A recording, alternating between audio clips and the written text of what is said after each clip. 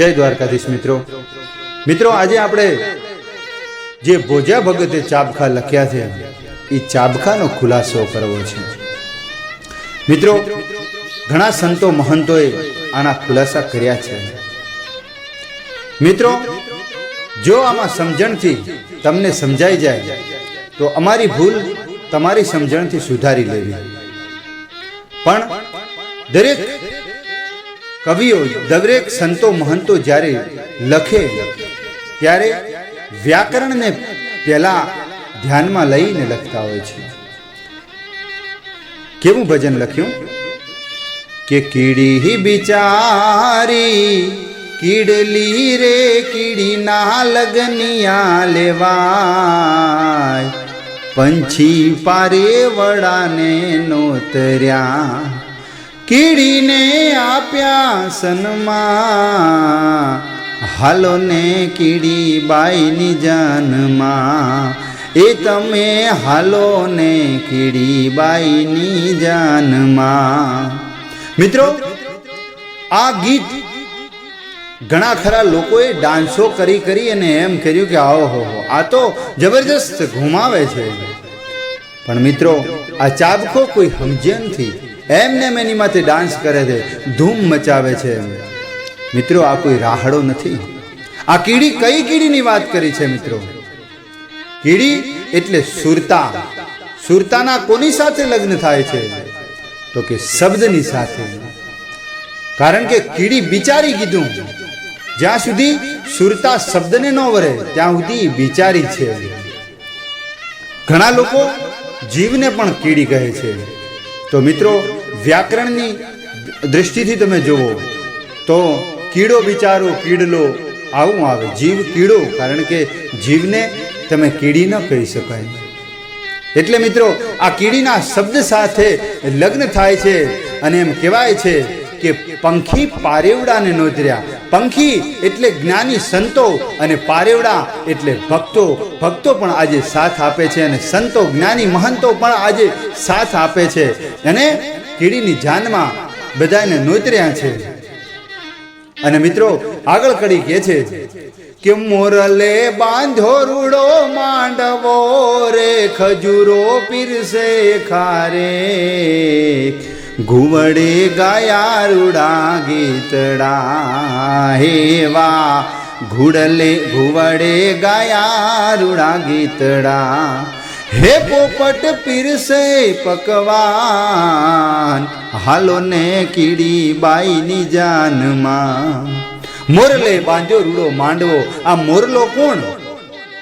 તો કે આ મોરલો આપણે જે આ પંચભૂતનો દેહ બન્યો છે ઈ આજે હોળે કળાઈથી ખીલેલો છે. બે આંખો, બે પગ, બે હાથ, મોઢું, નાક, કાન, હે રૂડો માંડવો બાંધ્યો અને ખજૂરો પીરસે ખારે. કારણ કે મિત્રો આપણે બીજા ભજનની જો કદાચ સમજી લો કે આની અંદર પુરાવો લઈએ તો એક ભજન એવું હતું કે મોરલા તે આ ક્યાંથી આવ્યો? હે કે મોરલા તું ક્યાંથી આવ્યો? આવા રૂપ ક્યાંથી લાવ્યો? કે મોરલા આવા તે રૂપ ક્યાંથી લાવ્યો? મોરલો મૃત્યુ લોકમાં આવ્યો. તો આ મોરલો આ પંચભૂતનું પૂતળું છે એને મોરલો કીધો છે. અને આ ખજૂરાને જો તમે વિચાર કરી લો કે કેટલા બધા પગ હોય, એની એકાદ પગ તૂટી જાય એને કાંઈ ફરક ન પડે, એ હાલ્યા જ કરે. હે એમ આ ખજૂરો એટલે આપણું મન છે. આપણા મનના વેગ, મનમાં અલગ અલગ બધી વિચારધારા આયા જ કરે છે. એ પણ આજે સતનામની ખારેક વેચે છે. હે આજે ઈ મન પણ સતનામની ખારેક વેચે છે. કારણ કે સુરતાના આજે શબ્દની સાથે લગ્ન છે.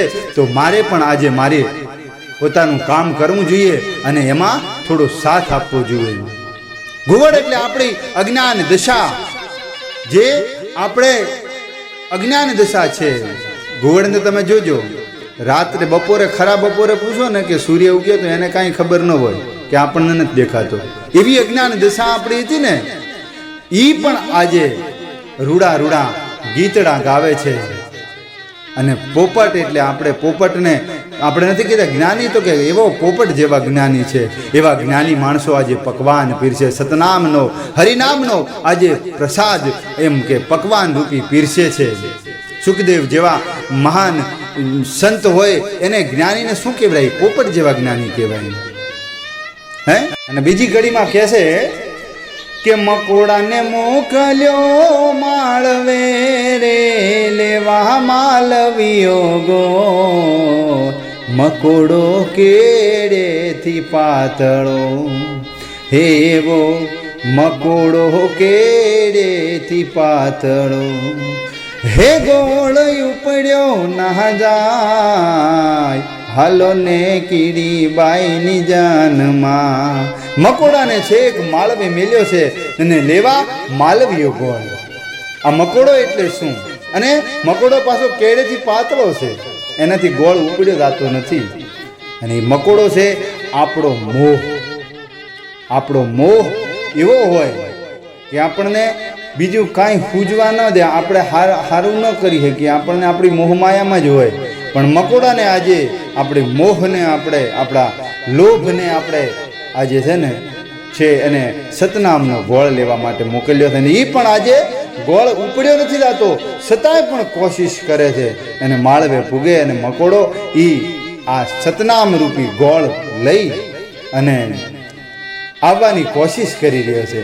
કારણ કે મકોડાનું પ્રતીક કેમ આપ્યું છે? આપણા લોભ મોહને મકોડાનું પ્રતીક કેમ આપ્યું છે? કારણ કે મકોડો એવો હોય કે જે મૂકી ન શકે, એને એનાથી મુકાય જ નહીં. ભલે તૂટી જાય, તમને મકોડો કહેડે પણ એ તૂટી જાય, બાકી તમને મૂકે નહીં અને મૂકતા ન આવડે. એટલે આ મોહને આ ભોજા ભગતે મકોડો કીધો છે. અને પછી કે બિલાડીને મોકલ્યા ગામ મારે વાનો તરવા ગામ, સામા મળ્યા બે કૂતરા, હે બિલાડીને કરડ્યા બે કાન, હાલો ને કીડી બાઈની જાનમાં. બિલાડીને મોકલ્યા ગામ મારે એવા નોતરવા ગામ, અને હામાં મળ્યા બે કૂતરા, અને બિલાડીના કરડ્યા બે કાન. તો બિલાડી છે એ આપણી વાસના છે. બિલાડી તમે જોજો, ગમે એવું તમે મિષ્ટાન નાખો પણ એ આ અધમ વસ્તુ, નબળી વસ્તુમાં તરત ધ્યાન ખેંચાય. એમ વાસના પણ આપણી એવી જ છે કે ખરાબ કૃત્ય જોવા માટે આપણી વાસના તડફડતી હોય. હવે એને સતનામનો પ્રસાદ એમ કે આ લેવા માટે બધાને નોતરવા મૂકીએ છીએ બધી ઇન્દ્રિયોને, પણ એમાં બે કૂતર્યા મળ્યા છે. કેવા? વિવેક અને વૈરાગ. આ બે કૂતરા છે. મિત્રો ધ્યાન રાખજો, વ્યાકરણની દૃષ્ટિ તો જુઓ, હે કે વિવેક અને વૈરાગ નામના બે કૂતરા મળ્યા અને બિલાડીના બે કાન કરડી નાખ્યા. બિલાડીના બે કાન કરડી નાખ્યા એટલે એને હવે વાસના, અધમ વસ્તુમાં જે ધ્યાન ખેંચાતું હતું ને એ હવે હરિનામમાં ખેંચાવા લાગ્યું. બે કાન જ કાપી નાખ્યા. એટલે પછીની કડીમાં કવિ કહે છે કે ઘોડલે બાંધ્યા પગે ઘૂઘરા રે, કાકીડે બાંધી છે કટાર, ઊંટે બાંધ્યા ગળે ઢોલકા,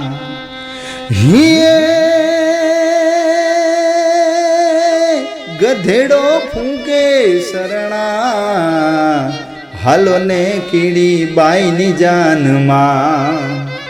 આ ઘોડો શું? ઘોડો એટલે આપણો શ્વાસ. ઘોડો કોઈ દાડો બેઠો નહીં જોયો હોય, અને આપણો પણ શ્વાસ છે એ ઘોડો છે. એણે પણ આજે હરિનામના શ્વાસે શ્વાસે બધા ઘૂઘરા બાંધી નાખ્યા છે અને આમ થનગનાટ કરે છે શ્વાસ. કારણ કે આજ એને ઘૂઘરા બાંધ્યા છે. અને એવા એમ કે એને આ પરણવા માટે જાવું છે, જે સુરતા છે એને શબ્દ માટે પરણવા માટે જાવું છે, ત્યારે આજે ઘોડો પણ થનગનાટ કરે છે. કેમ? કારણ કે આપણા શ્વાસમાં હરિનામ હરિનામ હરિનામ એવા ઘૂઘરા બાંધીને એવો વાજ આવે છે.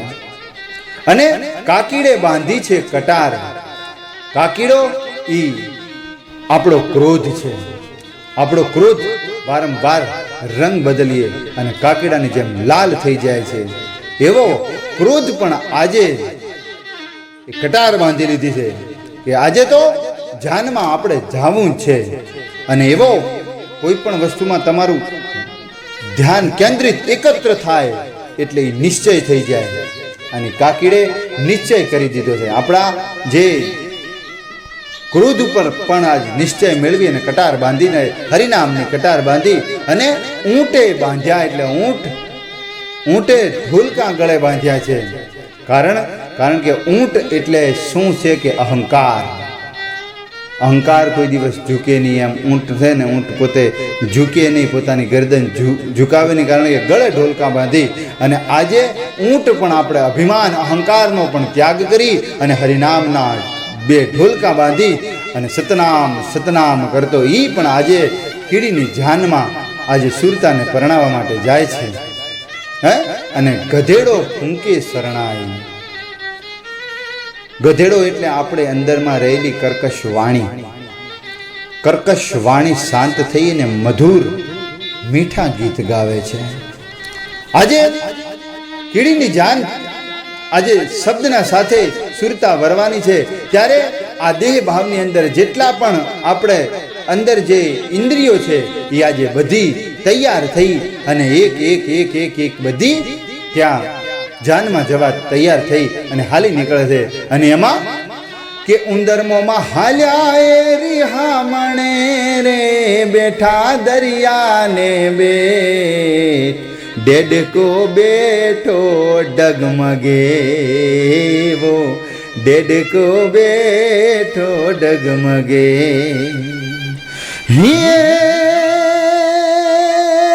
મને કપડા પહેરા હાલો ને કીડી બાઈની જાનમાં. ઉંદર મામા કેવું પ્રતીક આપ્યું છે કે સૌથી પહેલા કોઈ પણ લગ્નની અંદર તમે મામાને એમ કહો કે હવે તમારું અહીંયા કામ નથી, તો મામા ત્યાં ઊભા ન રહી, રિહામણે જતા રહે.